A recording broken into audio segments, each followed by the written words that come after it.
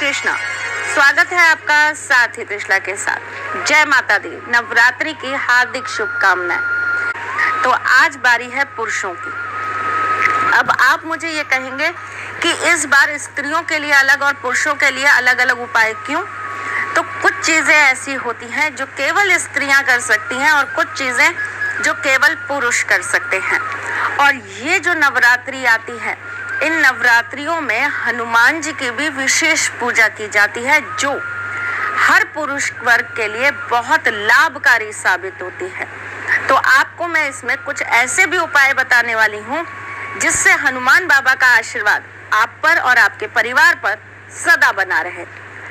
चूंकि बात पुरुषों की हो रही है तो मैं सबसे पहले एक चीज बता देती हूँ। आप व्रत करेंगे, आप पूजन करेंगे तो कुछ चीजों का ध्यान आप जरूर रखेंगे। जो लोग व्रत ना भी रख पाए, जो अपने घर में घट स्थापना भी ना कर पाए, वो लोग इनमें से कोई छोटे छोटे उपाय कर लीजिएगा तो आपके ऊपर माता रानी का आशीर्वाद सदा बना रहेगा। तो चलिए जी, नवरात्रि में करने वाले आपको उपाय बताती हूँ, लेकिन इससे पहले ये बताती हूँ कि मैं कौन हूँ।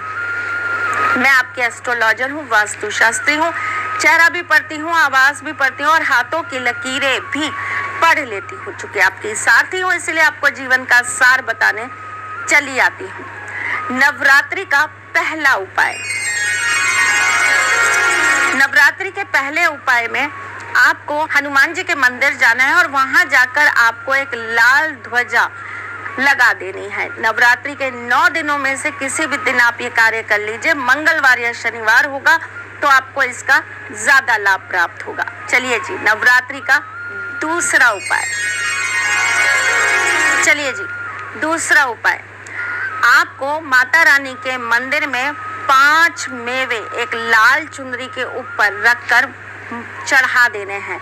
ये आप किसी भी नवरात्रि कार्य कर सकते हैं, कोई से भी दिन करिए, इससे आपको माता रानी का आशीर्वाद जरूर प्राप्त होगा।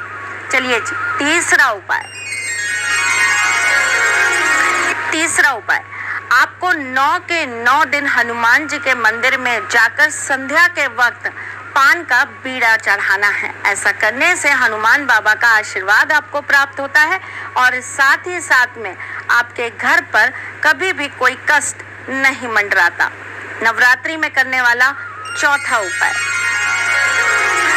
अगर आप 9 के 9 दिन अखंड ज्योत नहीं जला सकते तो आपको माता रानी के मंदिर में जाकर संध्या के वक्त एक घी का दीपक प्रज्वलित कर देना चाहिए और साथ ही साथ वहां पर बैठकर आपको दुर्गा चालीसा का पाठ करना चाहिए। चलिए जी, पांचवा उपाय। पांचवा उपाय, आपको सुबह शुद्ध होकर माता रानी के सामने एक लाल आसन पर विराजमान होकर घी का दीपक प्रज्वलित कर सिद्ध कुंजिका स्तोत्र का पाठ करना चाहिए। ध्यान रखिएगा, जब आप माता रानी का कोई भी पूजन करेंगे तो आप ब्रह्मचर्य का पूरा पालन करेंगे और बाहर का खाना पीना आप नहीं खाएंगे। जो भी आप बाहर से खाएंगे उसके पैसे आप स्वयं भुगतान करेंगे। चलिए जी, छठा उपाय,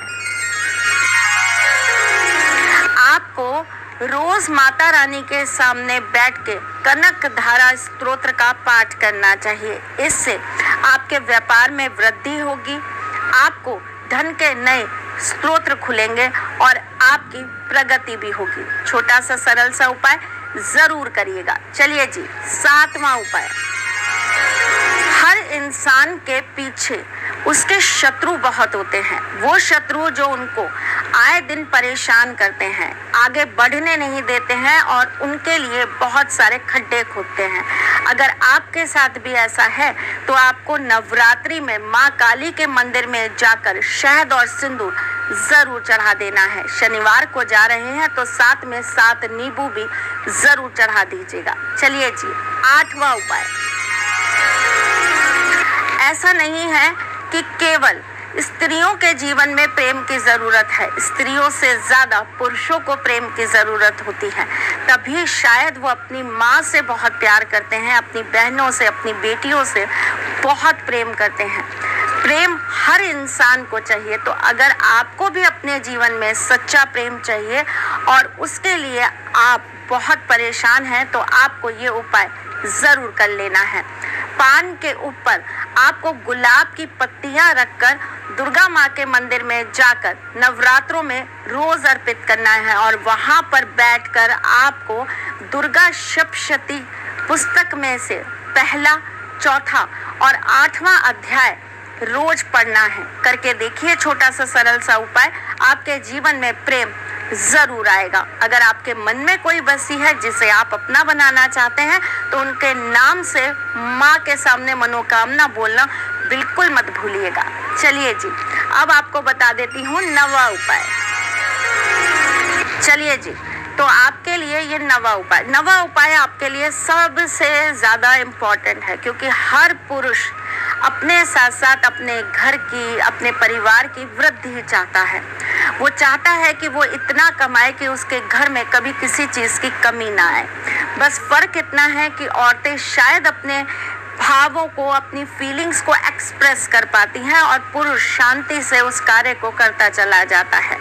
वृद्धि चाहिए, बिजनेस में तरक्की चाहिए, जॉब में आपको आगे प्रमोशन चाहिए, पैसों की बढ़ोतरी चाहिए, घर खरीदना है या आपको नई लेनी है गाड़ी, तो आपको ये सरल सा उपाय ज़रूर कर लेना है। आप ये उपाय छठी, सप्तमी या अष्टमी वाली तिथि पर करेंगे। और करना क्या है, आपको एक सफ़ेद रंग का कपड़ा ले लेना है जिसके ऊपर आपको पीले रंग से यानी कि हल्दी से आपको स्वास्तिक बना लेना है। इसके ऊपर 5 पीली कौड़ियाँ रख दीजिएगा, एक लघु नारियल रख दीजिएगा, 2 काली गुंजा रख दीजिएगा और साथ में आप 5 सिक्के रख दीजिएगा, 2 के, 5 के, 1 का, कैसे भी जो आपके पास उपलब्ध हो, बस सिक्के 1 से होने चाहिए। उसके बाद आप ओम श्रीम होम इस मंत्र से 5 माला जाप करिएगा। माला स्फटिक की होगी तो बहुत अच्छा रहेगा, अगर स्फटिक की ना हो तो आप कमल गट्टे की माला से भी जाप कर सकते हैं। जाप करने के पश्चात उस माला को भी उसी कपड़े में रख दीजिएगा और उसकी एक पोटली बना लीजिएगा और इस पोटली को आप अपनी तिजोरी में स्थापित कर दीजिएगा। जब भी आप आगे कोई भी पूजन करते हैं, जैसे कि अब आगे बहुत त्योहार आने वाले हैं, तब आप इस पोटली को निकालिएगा, धूप बत्ती दिखाइएगा और वापस अपनी तिजोरी में स्थापित कर दीजिएगा। महालक्ष्मी का आशीर्वाद आप पर और आपके परिवार पर सदा बना रहेगा। आपकी चीज़ें व्यवस्थित हो जाएंगी, प्रमोशन, कार्य में प्रगति और जो आपने मनोकामना करी है वो सिद्ध हो जाएगी। साल भर के बाद इस पोटली को प्रवाहित कर दीजिएगा और पुनः एक नई पोटली स्थापित कर लीजिएगा। चलिए जी, आज के लिए बस इतना ही। फिर आती हूँ कुछ नया, कुछ अलग, कुछ अद्भुत लेकर। तब तक के लिए मुस्कुराते रहिएगा।